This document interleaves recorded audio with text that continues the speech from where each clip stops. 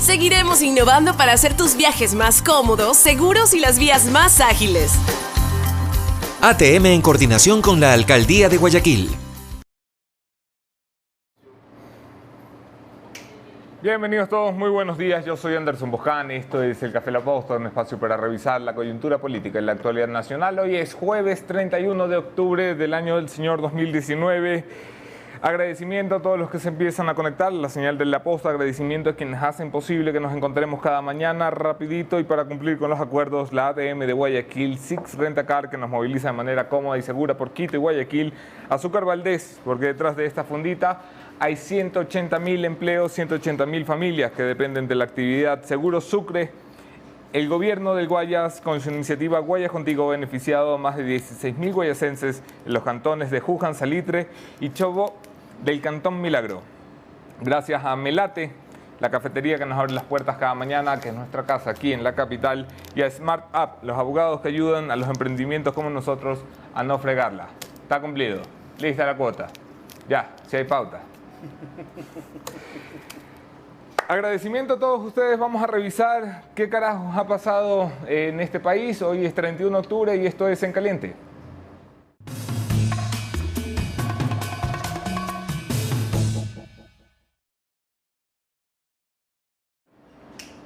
El correísmo se pierde un día de brujas tenebroso. La audiencia prevista para esta mañana a las 9 de la mañana, aquí, en el edificio del frente, la Corte Nacional de Justicia, se ha diferido. Una de las abogadas del megaproceso conocido como caso Sobornos, caso Arroz Verde, tenía otra audiencia. Entonces, como le chocaba con la otra audiencia, ha pedido una nueva fecha. La jueza Daniela Camacho ha concedido esa nueva fecha en una audiencia que viene postergándose hasta el infinito. La nueva fecha para juzgar a quienes suponemos han cometido delitos por andar pidiendo platita para hacer campaña, será el 11 de noviembre. Aquí en la ciudad capital, Daniela Camacho reinstalará la audiencia si es posible, para que por fin podamos saber qué carajos ha pasado. La OEA anduvo de paso por el Ecuador. Algunas cosas, han escuchado testimonios de activistas, de personas que dicen haber sido perjudicadas por la fuerza pública, de personas que dicen que hubo un exceso en el uso de la fuerza, que no hubo un uso progresivo y racional de la fuerza, sino una represión desmedida, desconmensurada. La OEA también se ha reunido con el gobierno, con actores políticos, con la prensa. Mucho ojo en lo que ha pasado con la prensa. Ha puesto el señor Edison Lanza, relator especial para la libertad de expresión de la CIDH. Esperaremos que en las próximas 3 semanas, según me han informado, se emita un primer informe, un informe general, que nos diga más o menos quién ha valido carpeta en el respeto a los derechos humanos y cómo podemos hacer para arreglarlo. 31 de octubre, ya lo dije, mi nena se está preparando para desfilar disfrazada de escudo, porque hoy es el Día del Escudo Nacional, así que no hay mejor disfraz que ese. Hay muchas cosas que conversar porque hoy empieza también en la Asamblea Nacional el primer debate para la Ley de Reactivación Económica y hablamos de todo este despelote que es el lindo Ecuador. Bienvenidos, mi entrevista de hoy es con el asambleísta Fabricio Villamar, un buen amigo de esta casa que se había perdido.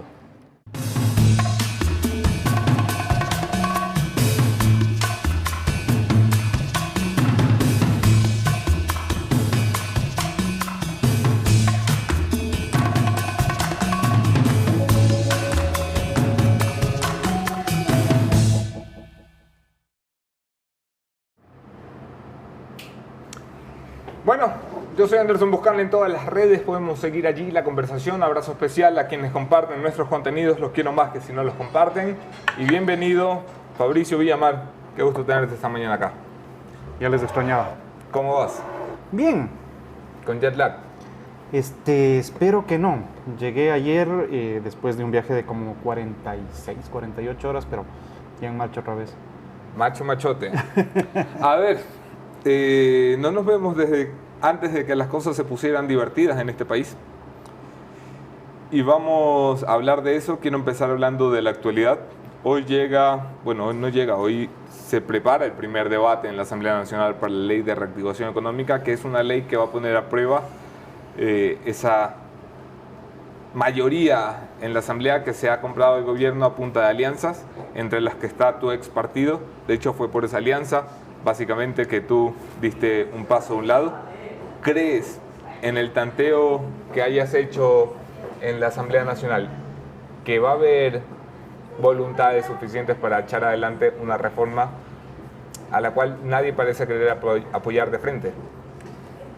Yo estoy viendo un entrampamiento, porque los intereses políticos que existen en un año preelectoral están haciendo que la gente piense que, por ejemplo, votar por el tema de impuestos pueda ser después castigado en las urnas. Sí. Ese es el primer elemento a tomar en cuenta. El segundo, ¿existe una crisis económica? Sí, claro que existe. Ahora, ¿y esa crisis económica por dónde la salgas? O sigues pidiendo prestada plata, ya no hay mucha gente que te pueda prestar, y mientras más pase el tiempo te van a prestar más caro. Te van a pedir garantías de repago, que eso es lo que está haciendo el Fondo Monetario Internacional. Te dice, a ver, papito, usted estaba consiguiendo créditos al 10.45, 10.75, 11. Yo le puedo prestar a menos, pero necesito que usted me garantice el repago. No vaya a ser que se declaren otra vez en default. Claro. Y para hacer esto, que es básicamente lo que te diría cualquier prestamista, ¿no es cierto? A nivel personal o a nivel nacional. Y finalmente tienes un problema que yo creo que es por donde deberíamos arrancar, que es un tema de la estructura económico-financiera del Ecuador, que eso está en babia. Y creo que ese es el verdadero problema, Anderson. Mira,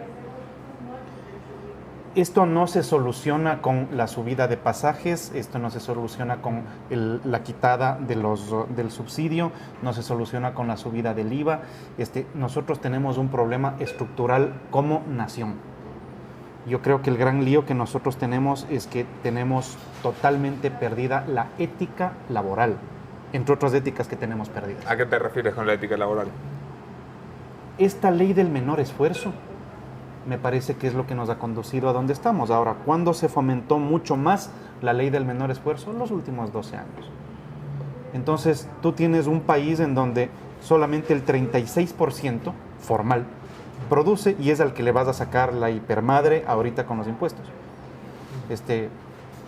Y tienes una gran porción del país que o está subempleada, o no reporta, o está desempleada. Entonces tienes ahí estos dos elementos en donde hay un 35-36% de la población que son los clase medieros normales. Vos, yo y los que nos están viendo. Y la factura nos la quieren clavar a nosotros. Nos la van a clavar. O sea, ¿tú crees que va a haber cómo pasar esto? Tienen formas de poder pasar esto. Hacerse los locos y que pase por el Ministerio de Ley. Sí, pero es que además mira cómo ha sido la discusión del proyecto. Tienes un proyecto inmenso, mandado además con categoría de económico urgente, por lo tanto le das 30 días para que proceses el proyecto. Y resulta que no tienes un informe en términos de lo que sería un informe. Lo que tienes es un relato de qué personas se acercaron a la comisión a decir qué. Sí. Y el texto final del informe de la comisión no es que es el informe, es el texto que mandó el Ejecutivo, adjunto las comparecencias de la gente que fue y dijo lo que dijo y pare de contar. Ahí no tienes una valoración ni siquiera desde lo más reptiliano, ¿no? de lo básico, del blanco o negro, es bueno o malo el proyecto, no tienes absolutamente nada. Entonces están mandando exactamente el mismo papelito que mandó el presidente de la República. Tienes que reconocer que entre los oficialistas hay voluntad, por ejemplo, se lo he escuchado claramente a Daniel Mendoza, presidente de la comisión que tramita la ley, que el tipo tiene voluntad de que esto no entre por el Ministerio de la Ley. Dice, miren, debatamos. Este es un proyecto que podemos mejorar. Escuchémonos todos, aporten todos y saquemos esta vaina como asamblea. ¿Eso es posible? Te lo pregunto de verdad porque con el socialcristianismo, siendo tan tajante como ha sido Jaime Nebot, y cuando Jaime Nebot dice misa, los socialcristianos van a misa, con el correísmo siendo una piedra en el zapato para cualquier tipo de proyecto que venga del oficialismo, lo único que resta es que los independientes decidan... Pero no. Falta ahí una cosa, porque me parece que es ponerlo así, te haría pensar que las posiciones ya están definidas antes de jugar el partido. ¿Y no están? No, yo creo que no. ¿Tú crees que el PCC va...? Es que yo ya lo he visto antes. O sea, acuérdate que sería la tercera o cuarta reforma tributaria que se manda este presidente de la República. Claro, tercera. La tercera de un presidente que dijo que iba a garantizar la estabilidad tributaria. Bueno, en la práctica lo que vas a tener es lo siguiente. Creo que es evidente que tienes una crisis económica. En términos políticos, es mejor que pague los platos rotos del ajuste económico este presidente que el que venga después. Por lo tanto, es mejor darle todos los elementos para que el costo político los pague este flaco. Es lo que tienes. Tú dices, estos van a decir mejor que le toque a él y no a mí. Exactamente. Porque además lo necesitas. Es que no tienes otra vuelta que darle a esto. La otra vuelta, en cambio, son saltos cualitativos en la energía, son saltos cualitativos en lo laboral, son saltos cualitativos en la producción. Y realmente en ninguna de esas nos estamos destacando. Entonces, este es un país que, por ejemplo, insiste en tener combustibles fósiles. Yo voy 2 años peleándome con las 2 comisiones que han estado a cargo de las reformas para decir, verán, si vamos a hacer cualquier tema tributario respecto de, por ejemplo, automóviles o cualquier cosa, esa plata tiene que ir a movilidad pública, masiva, eléctrica. Cuando se aprobaba, porque esto me voy a dar gusto restregándoles en la nariz en las próximas horas, ¿no? Cuando se aprobaba la eliminación del impuesto verde, yo les dije, y vamos a ponerle ahí al final una notita que diga, en el supuesto no consentido de que en el futuro se generara una norma tributaria por temas de propiedad de los vehículos o de contaminación, esa platita tiene que ir a transporte público. No quisieron. Y ahí yo ya advertí, no quisieron porque esto es lo que se viene. Bueno, en la práctica esto es, me saco la IPA buscando cómo quitar el impuesto, después le cambian de nombre y lo vuelven a poner, porque el asunto es, están desesperados por plata. Y la gente entra en una discusión facilista, que es decir, entonces, quítenle los sueldos a los expresidentes, reduzcamos el número de asambleístas, bájense los sueldos y bajen el número de funcionarios públicos. Bueno, verás, los funcionarios públicos también compran la camiseta del guagua, pagan la pensión, comen. Entonces, le quitas el trabajo. El problema es que lo compran con nuestra plata, ¿ves? O sea, si nadie no es lo compran, tonto para no saber que activan la economía y que son parte de la activación de la economía. Pero espérate un ratito, porque ahí caes en una cosa que es terrible. Y es decir, que el burócrata está comprando las cosas para su alimentación con tu plata. No es así. No. El burócrata está comprando las cosas para su alimentación con el salario de su sueldo. esfuerzo, por supuesto. Ahora, lo que tenemos nosotros es que reubicar mejor el salario funcionario y su público. sueldo viene de nuestra plata. Y el problema es que nuestra plata no está alcanzando para cubrir lo mínimo. Eso es lo que está pasando. Aquí las cosas son sencillas. No alcanza la plata, que ya lo sabemos. O bajo el gasto o subo el ingreso. Un gobierno que gasta mucho y tenemos un gobierno que recauda poco, que es lo peor que podemos tener. ¿Qué hacemos? Hay un pedacito más para poner la cereza al pastel.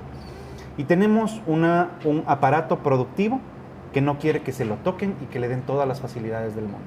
Sí. Entonces, resulta que ese es el peor de los mundos, porque aquí nadie quiere contribuir, nadie quiere que le topen su feudo, todo el mundo quiere todo gratis, a nadie se le ha ocurrido, pero no sería raro que el día de mañana te digan, ¿y por qué la gasolina ese precio? Mejor denme un descuentito ya que estamos. Así no tiene salida. Sí, la primera vez que se quiso revisar el diésel, ¿quiénes fueron los primeros que saltaron? No fueron los transportistas. Fueron los aparatos productivos de este país, que dijeron que los iban a volver menos competitivos. Entonces el subsidio era malo para la gente, pero era bueno para ellos. Exactamente. Lindo país tenemos. Bueno, por eso te decía hace un momento que para mí el grave problema está en la ética laboral. Pero eso es mucho más complejo, pues, Anderson.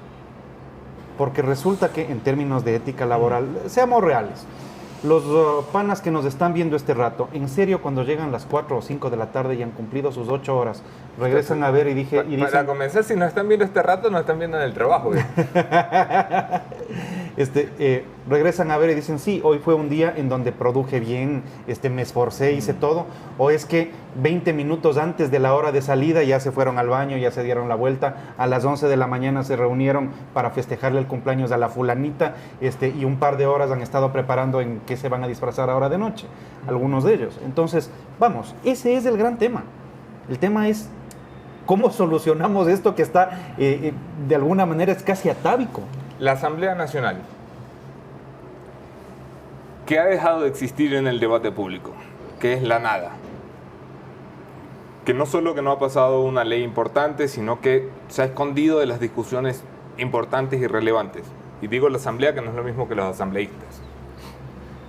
Tiene ahora la oportunidad de hacer algo importante, tramitar la ley más necesaria que ha tenido este país en la última década y tramitarla bien y hacer las cosas bien.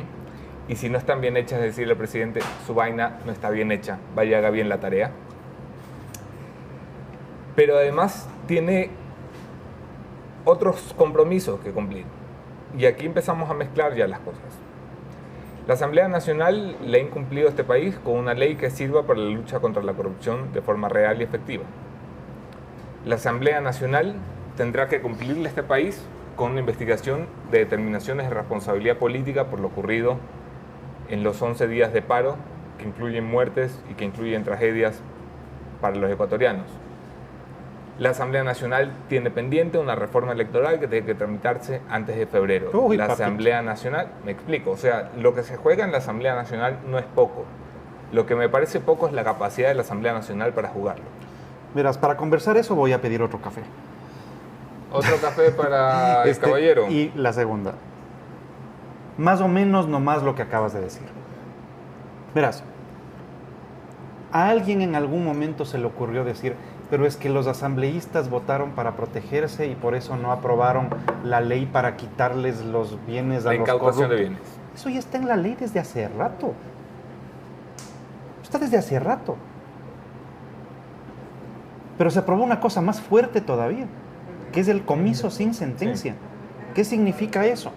Que antes de que el juez diga algo, el juez, es decir, antes de que haya una sentencia, es decir, la determinación de responsabilidad final, el juez ya puede ordenar quitarte las cosas, porque le parece que pueden haber sido cometidas con un delito. Pero a alguien en ese día, y fue un medio de comunicación, colega tuyo, pero ya... Un importante medio de comunicación de más abajo de Santo Domingo, no importa. ¿Ya? El asunto es, el día que soltaron eso, realmente quebraron lo poco bueno que se había hecho durante esa reforma. ¿Ya? Porque nadie te va a creer que las normas que se aprobaron para ese día estuvieron bien. Pero voy más allá. Se había venido trabajando un pedido del presidente de la República para la eliminación de la propiedad de los bienes mal habidos y la lucha contra la corrupción y todo eso. ¿Sabes quién terminó presentándola? Yo. Porque bonito está, lo discuten, lo presentan, etcétera, pero no se dan la molestia de tomar las 7 pinches firmas que se necesitan, pues, Anderson. Entonces, quien termina presentando eso soy yo. Y ya está presentado. ¿Cuánto es? 15 días. 15 días que lo presentamos. Y está ahí. Y habrá que discutirlo. La Asamblea queda debiendo en un montón de cosas, pero por un tema que es terrible. Maestro. Dios te pague. Gracias. Mira. Los temas de la corrupción, sí, hay que seguirlos trabajando y eso se puede discutir. Pero al final el lío no está solamente ahí. Si es que digo el lío no está ahí, me compro un problema. El lío no está solamente ahí. Lo que acaba de pasar en las calles no está siendo debatido. Es decir, no hay un procesamiento del corazón político de este país sobre lo que sucedió en las calles. Pero ¿cómo se va a debatir si la Asamblea se escondió? No se escondió. Es más, se presentó en el Pleno el tema para que se lo debata. Y evitaron que se lo debata la representación de los indígenas y la representación del correísmo. ¿Y cuándo presentaron eso? El primer día que volvimos... El 14, cuando ya no había pedo aquí. A eso voy. Durante los días, y aquí hay muchas visiones, yo sé que tú y yo tenemos una contrapuesta, pero durante los días calientes, mientras solo teníamos la voz del colectivo indígena, del movimiento indígena, y la voz del gobierno, la Asamblea Nacional, que es la voz de todos nosotros, metió la cabeza bajo un hueco y dijo, uy, no, hace un rato muy peligroso tú dijiste algo que es, ¿no? Hace un rato tú dijiste una cosa que es importante y que también creo que requiere que quienes nos están viendo la tengan clara. Una cosa es la asamblea y otra cosa son los asambleístas. Sí, totalmente. ¿Ya? Porque yo en cambio sí estuve poniendo la cara todos los días. Yo vi tu función ¿Ya? durante esos días. Yo estuve haciendo lo que tengo que hacer. No, pero es lo que yo puedo hacer. A ver, vamos, Anderson. Me he quedado como una isla. Porque yo no soy confiable para los correístas, ni me interesa ser confiable para los correístas. Yo no soy asambleísta del gobierno, no he querido serlo. Yo me fui de Creo porque hicieron un acuerdo con el gobierno. Yo estoy obligado, ve, justo, este es el sector que votó por mí, ¿ya? Y esta gente de acá no estaba de acuerdo con un pacto con el gobierno.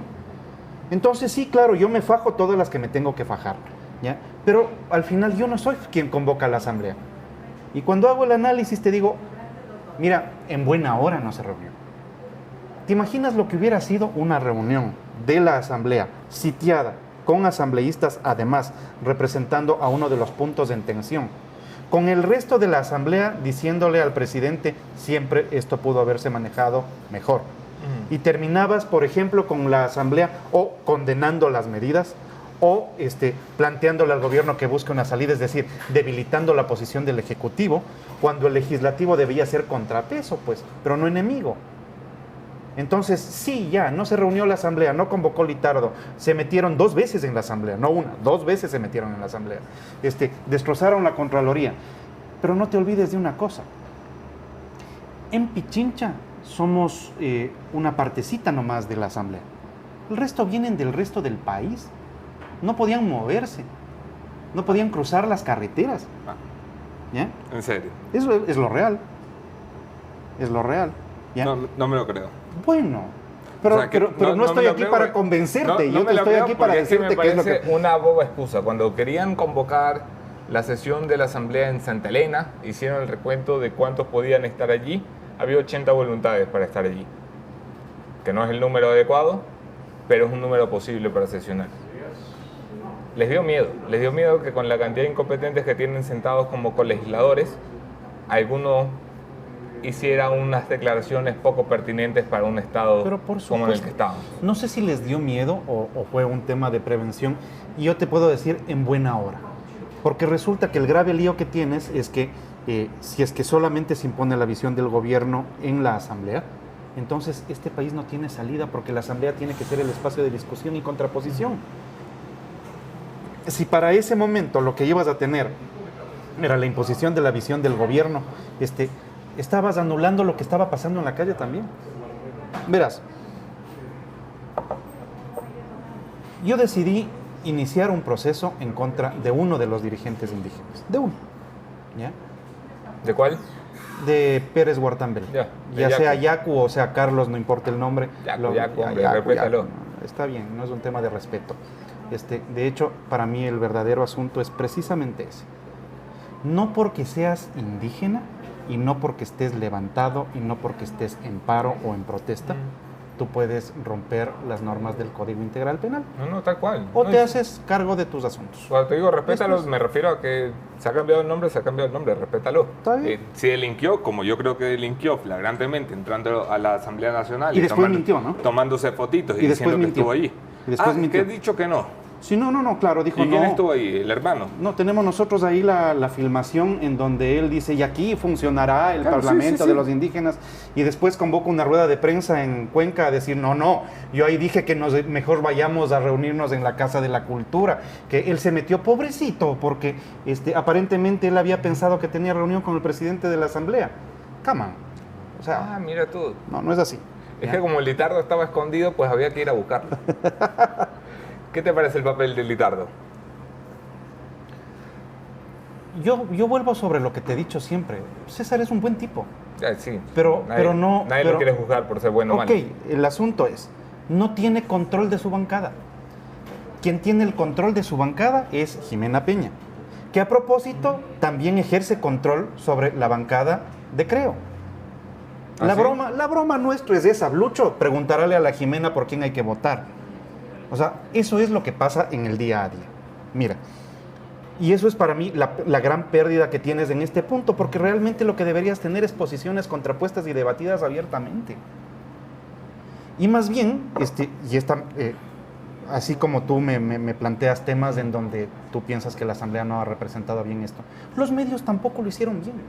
No, sí, yo soy el principal crítico de Porque eso. los medios estuvieron cubriendo una bronca y no estuvieron cubriendo qué es lo que está pasando en términos de la conflictividad social, de la postergación económica de estos grupos. No puedes sentarte a conversar con los indígenas porque tenemos códigos diferentes, porque no se les ha puesto la educación suficiente y necesaria. Nosotros no compartimos ni entendemos la misma cosmovisión. Y cuando este país aprobó ya no solamente la multiculturalidad, sino la plurinacionalidad, entre nacionales no nos estamos entendiendo. Y eso no está discutiendo la Asamblea. Y no creo que esté lista para discutirlo, pero ¿sabes quién más no está discutiendo? Y esto, perdóname, pero es parte de las cosas por las que yo me bronqueo todos los días. Los partidos políticos no lo están entendiendo. ¿Qué partidos, viejo? Sí. Vamos, pues que ese es el punto. Un sistema democrático tiene que sustentarse. Yo creo que hace algunos en un años sistema. dejamos de creer que tenemos partidos políticos en Ecuador, ¿no? Pero porque el anterior presidente se comió el endeble sistema de partidos políticos que existía, pues ahora. Oigan, ¿yo puedo pedir cafecito o es solo para los asambleístas? Mira, los partidos políticos tienen que funcionar como la banda de transmisión entre la sociedad y el punto en donde se toman las decisiones. ¿Qué partido político ha elevado esta discusión? Nosotros estamos intentando llevar esto a discusión con la CIDH, estamos intentando desde el movimiento ahora hacer lo que nos corresponde. ¿Y el resto de partidos?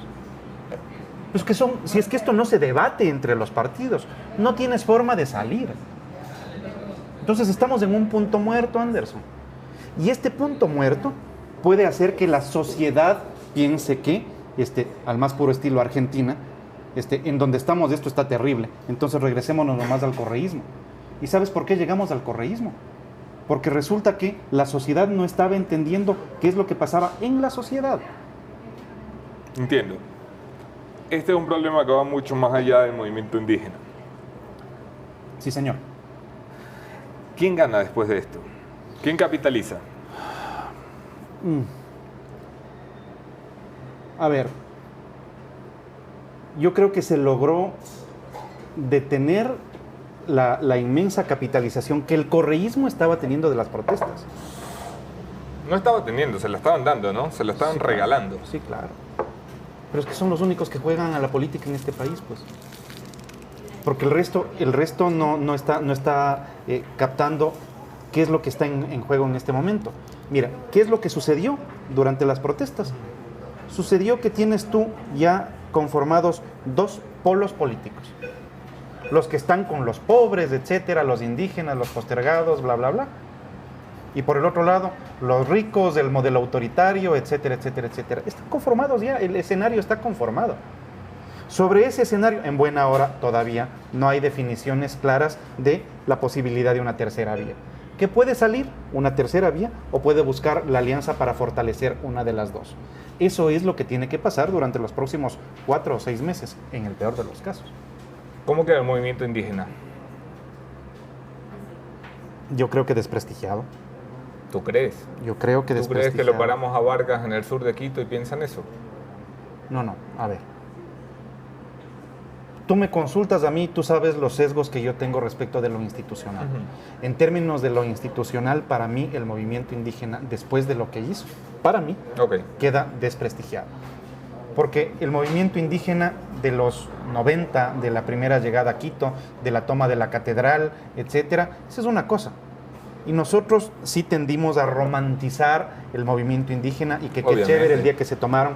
Ya, lo que no sabes es que el día que se tomaron la catedral en los 90, se metieron a varias haciendas en Chimborazo y le dispararon al padre de una buena amiga mía, le dispararon en la boca. Eso también es del movimiento indígena. Y en esta vez tuviste, sí, hay una protesta y les ves cargados a los guaguas y les ves que abandonan la tierra y toda la cuestión y vienen a protestar. Y yo puedo darle validez a la protesta. No le doy validez al vandalismo. ¿Y por qué le doy validez a la protesta? Pero adicionalmente te digo, y no era que un pinchacito en la Amazonía nos iba a sacar de la pobreza y que esa plata se iba a invertir en el campo y que todo el proyecto del Código de Ordenamiento Territorial era para que la gente se quede en el campo y no venga a las ciudades. ¿Qué pasó? Se fumaron la plata. Entonces vienen a reclamar acá los últimos 2 años. ¿Y por qué no reclamaron los últimos 12? ¿Por qué? Porque se les entregó el control del agua, se les entregó el control de las entidades de promoción de indígenas, la representación del Ecuador en los organismos internacionales para los indígenas. Entonces resulta que siempre terminan negociando. ¿Con quién se armó la mayoría que tienen en la asamblea? Con los indígenas, pues. Metidos en cualquiera de los dos lados, en el BIN o en el BADI, pero ahí estaban. Entonces, no hay que romantizar, juegan a la política. Y cuando van a la calle son violentos, eso es lo que pasó. Sí, hubo infiltrados también. Pero acuérdate, o sea, cuando le metieron de palazos al cura Tuárez, que como te imaginarás no es de mis figuras favoritas, pero en términos de ser un ser humano, le golpearon a un ser humano, viejo. Eso no se hace. Claro. Y lo pusieron en un comunicado público de la CONAIE, ¿no? A un colega tuyo. Del Amazonas. Le reventaron la cabeza con un piedrazo. ¿Y cuál fue la justificación de esa persona que adicionalmente trabaja en el Consejo Nacional Electoral? Un momento de enojo, viejo. Un momento de... No, ni siquiera eso. Un momento de coraje. No, coraje el de los periodistas que fueron allá a cubrir. Enojo el del cojudo pero ¿qué les pasa? ¿Ha habido una sanción al respecto? No, no hay. ¿Por qué sigue impune la dirigencia? ¿Por qué el señor Vargas, en lugar de estar sentado con el presidente de la República, no estuvo sentado delante de un juez? ¿Por qué el señor Issa, en lugar de estar en foros y en entrevistas y en programas, no está sentado en la fiscalía respondiendo por qué secuestró Porque hay gente Televisión que Nacional? piensa que seguir las responsabilidades penales a los que fueron las cabezas visibles de este proceso es un acto de racismo. ¿Ya? Ah, no me jodas. Sí, claro, pero con un adicional. Yo te digo lo que está pasando en la fiscalía. Yo presenté la noticia criminis en la fiscalía en contra del señor Pérez Guartambel. Y resulta que hasta la fecha la fiscalía no hace nada. Y de lo que me dicen es porque el cálculo político dentro de la fiscalía les hace pensar que sería incorrecto que el Estado esté atrás de la prosecución, no de la persecución, de la prosecución de un presunto delito cometido por una persona de las nacionalidades. ¿Qué pasa? ¿Que Diana Salazar no se quiere ver mal, dice? Exactamente. ¿Y de cálculo político, doña Diana Salazar? O sea, es cálculo político o personal o institucional, pero ahí hay cálculo político. ¿Qué es lo que nos corresponde entonces? Si no efectúa la fiscalía después de que nosotros hemos presentado la noticia criminis, me va a tocar presentarme a mí como en lo que se llamaba antes impulsando la acción personalmente. Privada, sí. Tengo que hacerlo. ¿Ya? Ahora, ¿qué pasa si es que no lo haces? ¿Ya? Lo que dejas es el precedente de que si es que tienes poncho, puedes romper la ley. Si es que estás levantado, si es que estás en protesta, no importa, incéndiale nomás al funcionario público que estaba resguardando las calles. ¿Qué les pasa? ¿Qué hay de las muertes, Fabricio? ¿Qué hay de las muertes? El movimiento indígena dice, acompañado por cifras estadísticas y declaraciones del defensor del pueblo, que juega más para ese lado que para otro, Sí. dice que hay 11 muertes ya. No 8, 11. 11 muertes que están relacionadas con la protesta y sobre todo, más que con la protesta, con un uso desmedido de la fuerza pública. Y es posible. A la comisión fue la ministra de Gobierno y el ministro de Defensa. Sí. Y ellos lo que dicen es que estas muertes no fueron por causa de la represión, sí por causa de acciones inherentes a la protesta, desde accidentes, caídas, Sí, etcétera. sí. ¿Ya? ¿Quién determina quién tiene la razón, Anderson? Tú, yo, los que nos ven, los indígenas. La justicia. La justicia. Eso es lo institucional. Pero ¿de qué justicia podemos estar hablando si me dices que tú, que eres un asambleísta de la República ha presentado un documento pidiendo que se investigue un delito en Fiscalía y no lo Fiscalía hace. no te parabola. Imagínate tú a los indígenas que han salido y que han muerto y que ellos dicen que han muerto por uso excesivo de la fuerza, ¿quién les va a parar bola? Bueno, para eso está el defensor del pueblo. En buena hora, el man tiene que hacer su parte. Lo que me pregunto yo es, ¿y el defensor del pueblo no tendrá que defender tus derechos? Los míos, los de nuestros hijos que no pudieron ir a clases, los de la señora que no ha de haber podido abrir el local para que nos vendan el café. Porque esos son también derechos reconocidos en la Constitución, pues. ¿Y el Freddy estará preocupado de esto o no? Entonces, parte de las cosas que nosotros estamos haciendo es pedir, aguante, aguante, acá también hay derechos, derechos que se rompieron. Y con un adicional, que creo que es lo más importante de esto, Anderson. El daño económico causado tiene que tener responsables. Si es que ese proceso tiene que ir a terminar en corte internacional, hay que cogerse bien de los cojones y llevar el tema hasta el nivel internacional. Porque si no lo hacemos así, si es que no nos plantamos y hacemos lo correcto, no solamente lo conveniente, lo correcto, ¿ya? Esto va a seguir pasando siempre. Siempre. La Comisión del Tránsito del Ecuador ha intentado revisar licencias en el tramo de Santo Domingo, pero como nosotros nos habíamos acostumbrado a los chapitas de la policía y no de la comisión, ya se pararon en el trayecto a decir ustedes no, afuera. ¿Por qué? Porque no le gusta a la gente lo que dice la ley, pues esto es. Y ya entendieron que la mejor forma de no cumplir la ley es hacer un levantamiento, listo. Ese es nuestro país ahorita. Por eso te digo, no hay una discusión seria respecto de qué es lo que está pasando. Y esto no se arregla con los votos o la falta de votos para la aprobación de una nueva reforma tributaria. No hay una discusión de lo que está pasando en términos económicos. Mira, si es que el Richard, que es un tipo pilas, es un tipo... yo creo que debe ser un tipo... Richard Martínez, sí, dices. un tipo honesto, lee bien lo que está sucediendo en el Ecuador. Lo primero que debió hacer es irse corriendo a conversar con el Fondo Monetario Internacional a decirles, papitos, miren, esto que está pasando en el Ecuador, ¿ya? Nos impide que nosotros sigamos la receta al pie de la letra y o aprenden con nosotros o los argentinos les van a enseñar esto 10 veces más fuerte. O los chilenos les van a enseñar esto 10 veces más fuerte. Lo que está en crisis es el sistema. No es solamente el momento político, es el sistema completo. Y por eso, aquí tú puedes tener el espacio nuevamente para el outsider. Es decir, el día de mañana va a aparecer otro enviado de Dios que te dirá que el verdadero problema es que nosotros deberíamos entregar los combustibles gratis, educación gratis, salud gratis, ropita gratis, ¿por qué no? Ya que estamos, ¿no es cierto? ¿Ya? Y la gente va a votar por esa persona. O es un momento de que la política se ponga de pantalones largos, asume el reto, lo discuta y llegues a un plan de país. No es un plan de gobierno de un partido. Necesitas ya un plan de país. Y eso es lo que nos está faltando. Cada cual quiere hacerse el fuerte en su territorio y eso no nos lleva a ninguna parte. Estamos dejando de pensar en país. Pero más grave, hay quienes están pensando que la salida para los problemas del país es despatarrar el país por medio del federalismo.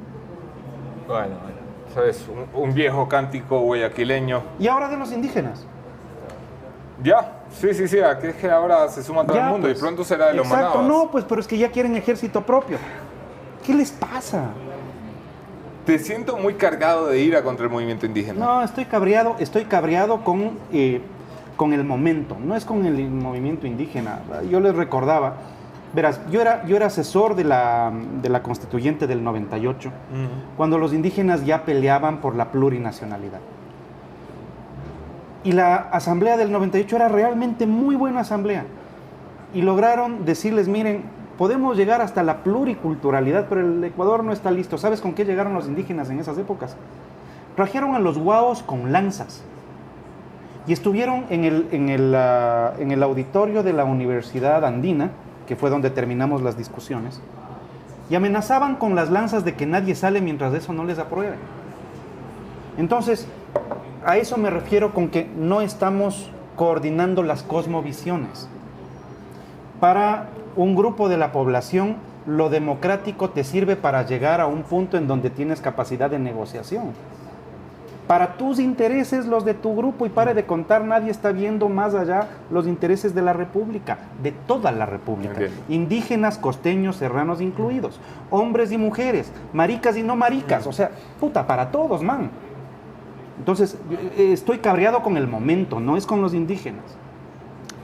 ¿Qué hay de la ministra Romo y el ministro Jarrín?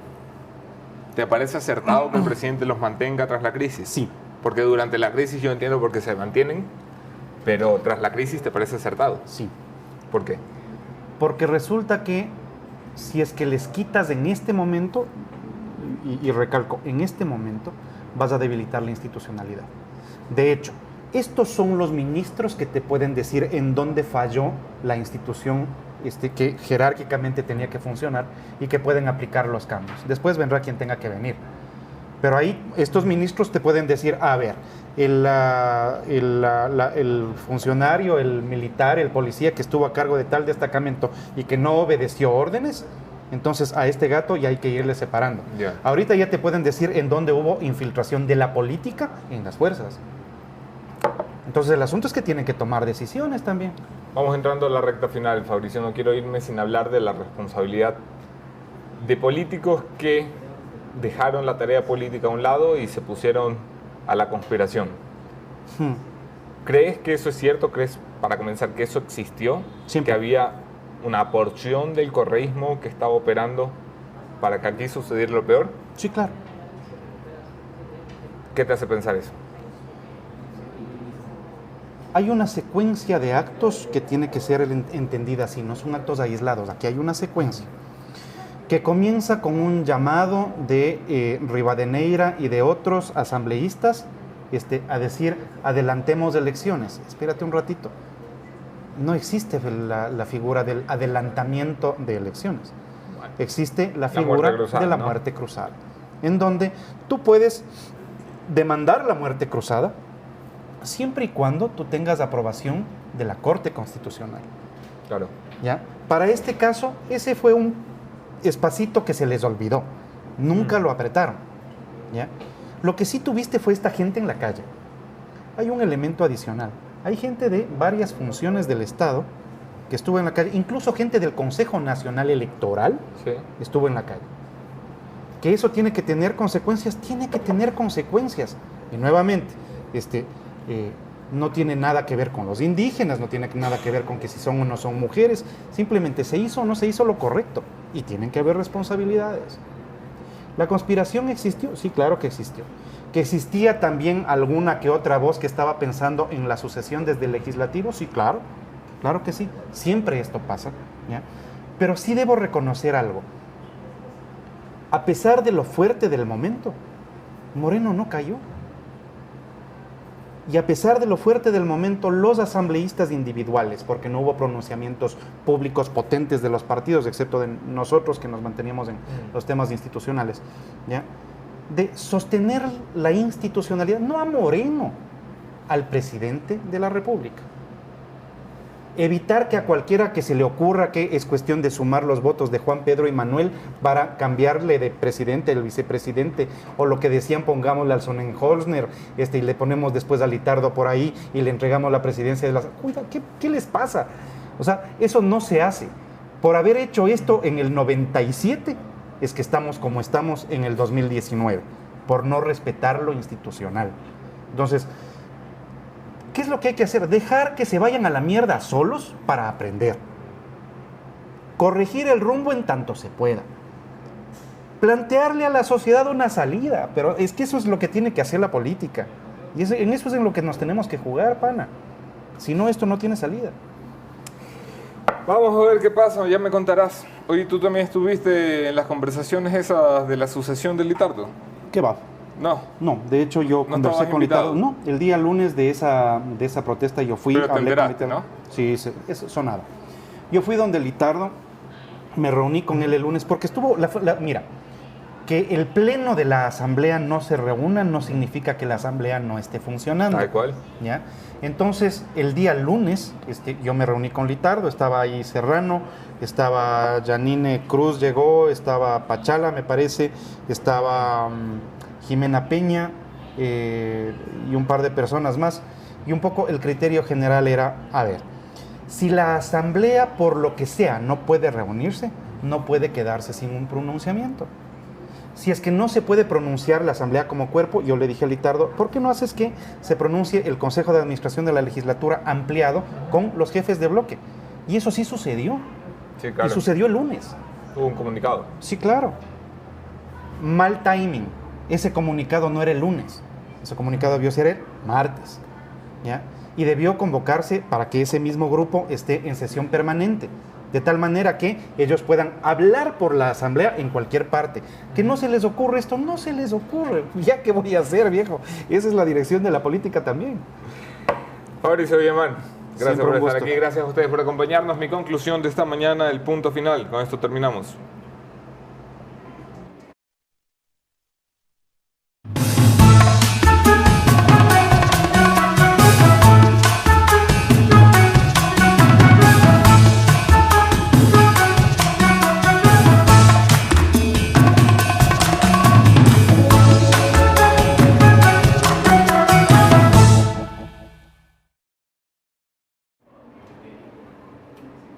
Solemos tener muy claro quién está haciendo que el Ecuador se quede entrampado y en la inmovilidad.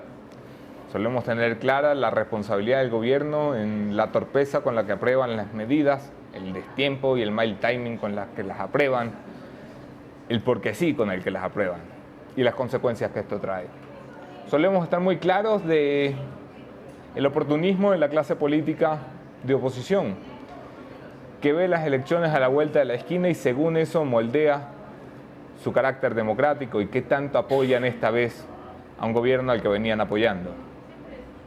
Solemos tener también clarísimo lo intransigente que está resultando el movimiento indígena y la poca capacidad de negociación que en el ámbito democrático ha demostrado.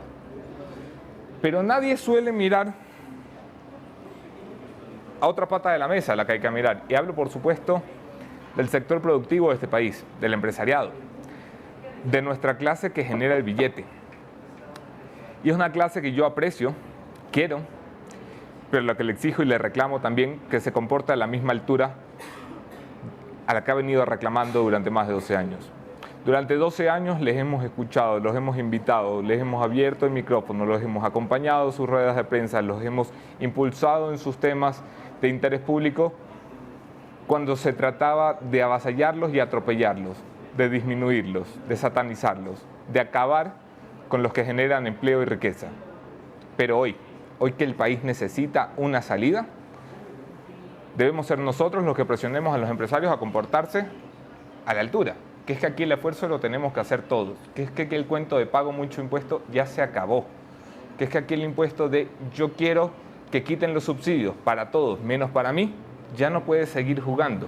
Que es que el cuento de no protejan a estos ciudadanos, pero protejan mi industria, porque yo estoy muy débil, porque todavía ya no sirve. Porque aquí han hecho plata, le hicieron plata incluso durante el correísmo, incluso en la época más oscura del correísmo, aquí hubo plata. Incluso con la debilidad del morenismo, aquí ha habido plata. Y ha llegado el momento de actuar en consecuencia. Y en consecuencia significa que el esfuerzo lo vamos a hacer todos y que nadie se salga de la cama del esfuerzo. Todos en la cama, todos en el suelo.